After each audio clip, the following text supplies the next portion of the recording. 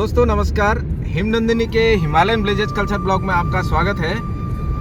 हम जा रहे हैं आज पंतनगर में मशरूम विभाग के विशेषज्ञ डॉक्टर निर्मला भट्ट जी से एक साक्षात्कार लेने के लिए, जो हमें बताएंगे कि हमें मशरूम को किस प्रकार से अपने घर में उगा करके हम काफ़ी मुनाफा कमा सकते हैं, जो कि काफ़ी कम लागत में किया जाता है, और क्या उसका तरीका रहेगा यदि आपको कहीं से उसका स्पॉन बीज नहीं मिल पाता है, वो भी बताएंगे।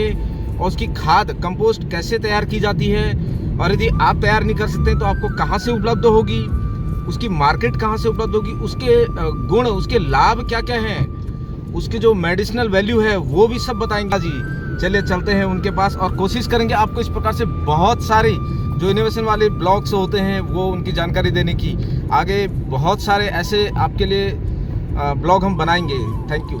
तो दोस्तों हम अभी पहुंच गए हैं पंतनगर गोविंद वल्लभ कृषि एवं प्रौद्योगिकी विश्वविद्यालय पंतनगर में। यहां पर अभी मैंने आपको बताया था कि हम मशरूम का उत्पादन कैसे कर सकते हैं काफ़ी कम लागत में। अभी हमारे साथ हैं मशरूम विशेषज्ञ वैज्ञानिक डॉक्टर निर्मला भट्ट जी। वो अभी आपको बताएंगे मशरूम की पैदावार के बारे में। तो मैम थोड़ा आप बताइएगा, ये मशरूम को कैसे गांव में कैसे करना चाहिए कम लागत में। देखिए, जो हमारा जो प्रदेश है उसमें हमारे पास प्रकृति प्रदत्त ही ऐसा वातावरण है जिसमें हम मशरूम की खेती बहुत ही आसानी से कर सकते हैं। इसके लिए हमें बहुत ज़्यादा खर्च करने की आवश्यकता नहीं है। हमारे जो पुराने घर हैं या ऐसे जो कमरे हैं जो खाली हो चुके हैं जिसमें लोग रह नहीं रहे हैं, उनको ठीक करके उनका हम मशरूम उत्पादन कक्ष के रूप में प्रयोग करके उससे मशरूम उगा के उससे फ़ायदा ले सकते हैं जी। तो मैम इसके लिए जो किसान प्रथम बार इसको करना चाहे वो कैसे कर सकते हैं, जिसको जानकारी भी नहीं होती है, उसके लिए संसाधन भी उपलब्ध नहीं होते हैं, किस प्रकार से उनको इसकी शुरुआत करनी चाहिए?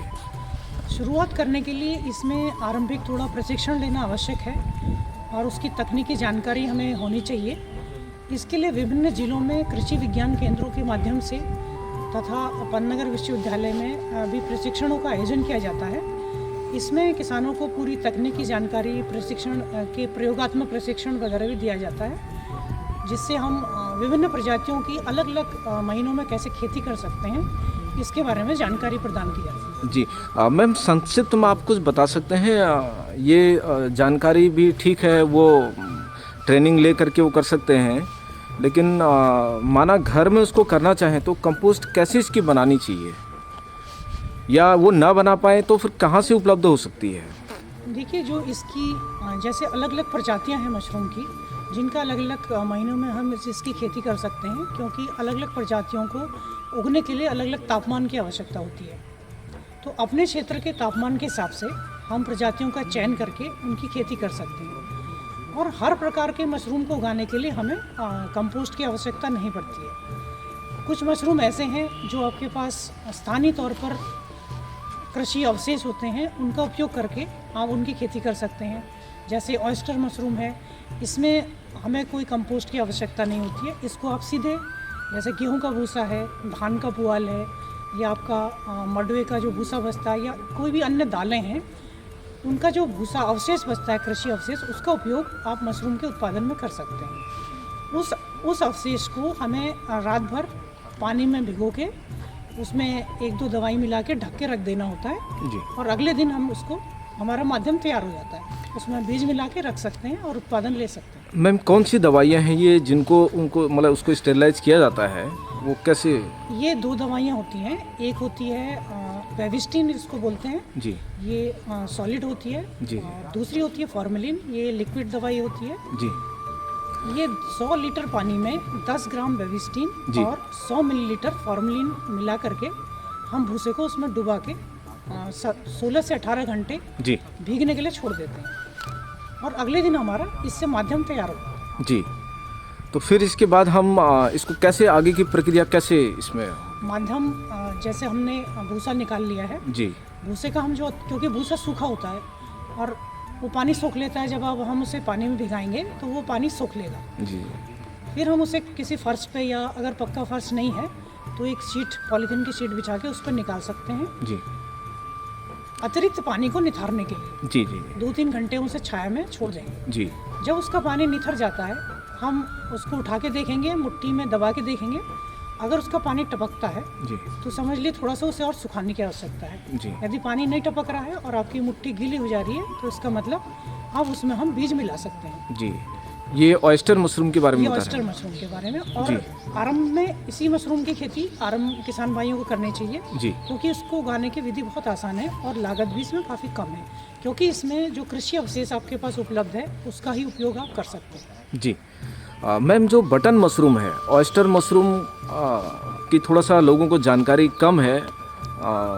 इसके फ़ायदे भी हालांकि ये बहुत ज़्यादा पौष्टिक होता है बताते हैं बटन, लेकिन बटन की पैदावार कैसे हो सकती है जिसको आम कोई भी पसंद करता है? और जी बटन मशरूम के उत्पादन के लिए हमारे जोलीकोट में एक इंडोटच परियोजना है, वो कंपोस्ट तैयार की जाती है। ये नैनीताल डिस्ट्रिक्ट में मैम? हाँ जी। जी ये किसानों को पूरे हमारे कुमाऊं वाले किसानों को ये कंपोस्ट प्रोवाइड कराते हैं, और जो कंपोस्ट होती है उसमें 50% अनुदान भी इनके द्वारा दिया जाता है, जी तथा साथ में जो ट्रांसपोर्ट में जो खर्चा आता है उसमें भी 50% अनुदान इनके द्वारा दिया जाता है। जी उस कंपोस्ट में आप कंपोस्ट के साथ बीज भी मिलता है, जी।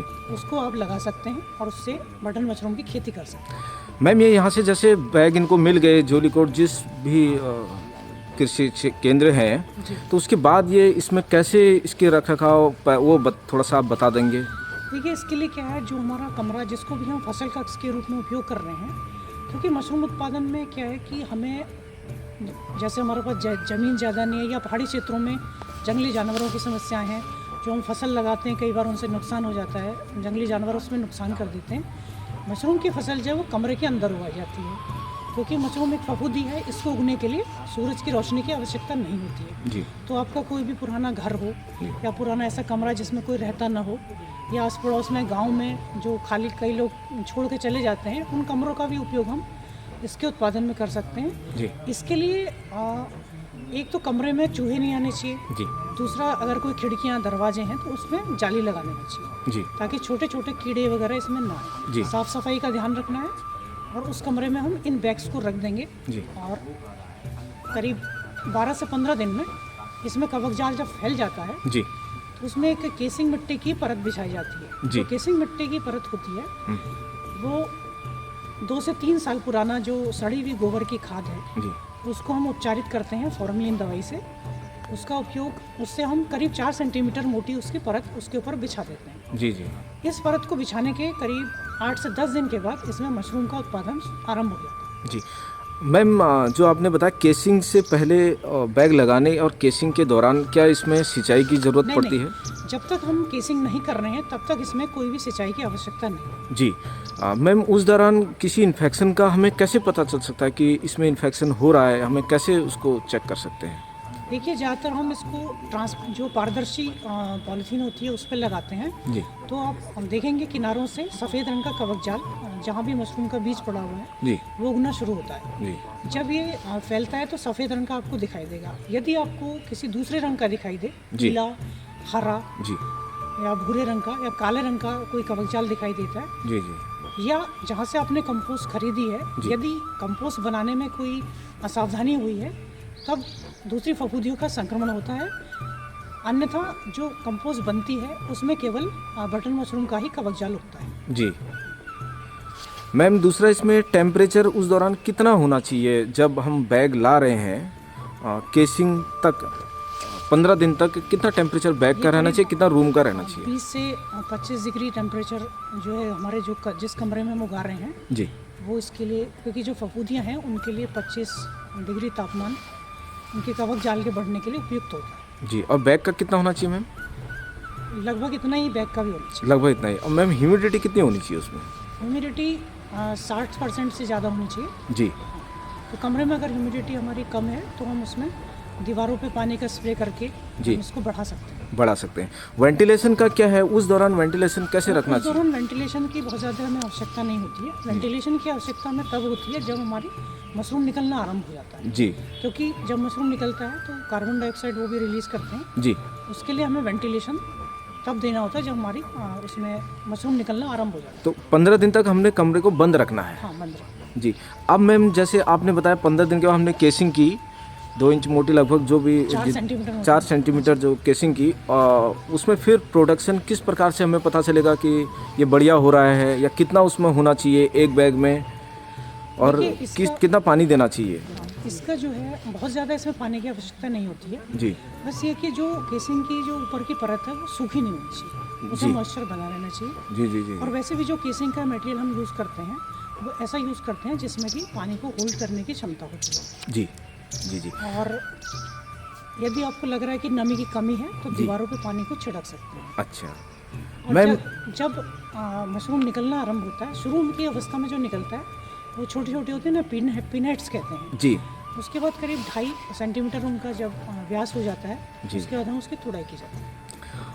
मैम इसमें पीएच वैल्यू कितनी होनी चाहिए जो उस कंपोस्ट की, जिससे कि अच्छी पैदावार हो सके? ये लगभग 7 के आसपास होती है। 7 के आसपास। तो इसको हम कैसे, मतलब एक ग्रामीण जो हमारे भाई बहन हैं, किसान हैं, उसको कैसे माप सकते हैं कि पीएच वैल्यू का कैसे वो नहीं, अंदाज़ा जो- लगाएं? जब हम जहाँ से भी ला रहे जी। हैं, लेकर के आ रहे हैं, तो वो आपको जो प्रोवाइड कराते हैं जी, कंपोस्ट, वो जी। इस क्वालिटी की होती है कि उसमें बटन मशरूम का ही कवक जाल होता है। अच्छा वो किसान भाइयों को मापने की उसकी आवश्यकता नहीं है। अच्छा जी।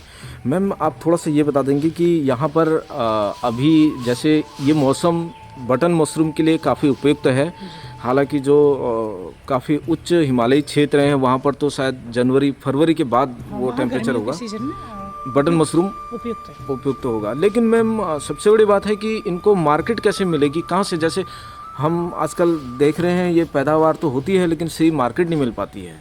देखिए, इसकी जो खेती कर रहे हैं अगर हम समूह के माध्यम से करें जी तो समूह के माध्यम से हम इनकी बिक्री भी कर सकते हैं। अच्छा जी इसके अलावा हम इनके कई मूल्यवर्धित उत्पाद भी हम तैयार कर सकते हैं, जो कि हम लंबे समय तक स्टोर करके रख सकते हैं। जी जैसे मशरूम से हम बढ़ियाँ तैयार कर सकते हैं, जी मशरूम से पाउडर बना के हम पापड़ बना सकते हैं, जी या जो नमकीनें हम बनाते हैं उसमें इसका उपयोग कर सकते हैं। जी तो विभिन्न प्रकार के अचार बना के रख सकते हैं। जी तो अलग अलग उत्पाद बना के भी हम इसे लंबे समय तक रख सकते हैं। जी बाकी जो आपका लोकल एरिया है, जैसे रेस्टोरेंट्स वगैरह हैं जी। आपके और एरिया में, समूह के माध्यम से हम इनकी बिक्री कर सकते हैं। मैम रिजॉर्ट्स भी आजकल पहाड़ में बहुत ज़्यादा बन गए हैं, इन यहाँ भी शायद इनकी अच्छी मार्केट इनकी रेट मार्केट अच्छा मिल सकता है। रेस्टोरेंट्स में है, जो होम स्टे बने हैं, रिजॉर्ट्स बने हैं, जी। वहाँ पर भी इनकी काफ़ी डिमांड रहती है। जी और जो हमारे रूरल एरिया हैं, जैसे जो नेपाल और चीन की सीमा से लगे ज़िले हैं, जी उनमें ही आपका चाउमीन, मोमो वगैरह जो रेस्टोरेंट बनाते हैं उनमें भी इनकी काफ़ी डिमांड रहती है। उनमें आपके ऑयस्टर मशरूम की भी काफ़ी डिमांड रहती है। जी। ये सूप वगैरह में इनका उपयोग किया जाता है। सूप तो वगैरह। किसान भाई अगर उत्पादन करते हैं तो मेरे ख्याल से इन एरिया में कोई बिक्री की दिक्कत नहीं आनी। जी मैम थोड़ा सा एक आप ये जानकारी दे देंगे कि ये मशरूम हमारे लिए कितना लाभदायक है, इसकी मेडिसिनल वैल्यू क्या होती है, देखिए, क्यों हमें इसको खाना चाहिए? मशरूम जो है वो हर आयु वर्ग के लोगों के लिए एक उत्तम भोजन है। उसका कारण ये है कि इसमें प्रोटीन अच्छी मात्रा में पाया जाता है, और जो प्रोटीन हमारे दालों में नहीं होता है या अनाजों में नहीं होता है वो भी इसमें पाया जाता है। और इसकी प्रोटीन को क्वालिटी प्रोटीन कहा जाता है जी। क्योंकि ये हमारे शरीर में, हमारा जो शरीर है इसको डाइजेस्ट करने की क्षमता रखता है। जी जबकि जो दालें होती हैं उनकी सारी प्रोटीन हमारा शरीर डाइजेस्ट नहीं नहीं करता। इसके अलावा इसमें आर्गोस्टेरोल होता है, जो हमारे शरीर में जाने के बाद विटामिन डी में कन्वर्ट हो जाता है। जी क्योंकि आजकल हम देखते हैं कि जब भी आप कहीं अपना टेस्ट कराते हैं खून का, तो डॉक्टर आपको बताएंगे आपके शरीर में विटामिन डी की कमी है, क्योंकि विटामिन डी किसी शाकाहारी भोजन में हमको नहीं मिलता है। जी। तो उसका मशरूम उसका एक अच्छा स्रोत है। जी उसके अलावा इसमें और विटामिन भी होते हैं, विटामिन ए होता है। जी तो ये हमारे लिए जितने भी हैं फ़ायदेमंद हैं। और बाकी इसमें रेशा होता है जो हमारे पाचन तंत्र को मजबूत अच्छा, सिस्टम को अच्छा रखने के लिए ज़रूरी होता है। जी उसके बिना रेशा वाली चीज़ें हम नहीं खाते हैं तो हमारे को कब्ज की समस्या या जो पाइल्स की समस्या है वो आ जाती है। जी रेगुलर इस तरह के मरीजों को हम ये खिलाते हैं जी तो कई प्रकार की समस्या पेट से संबंधित और इम्यूनिटी को हमारे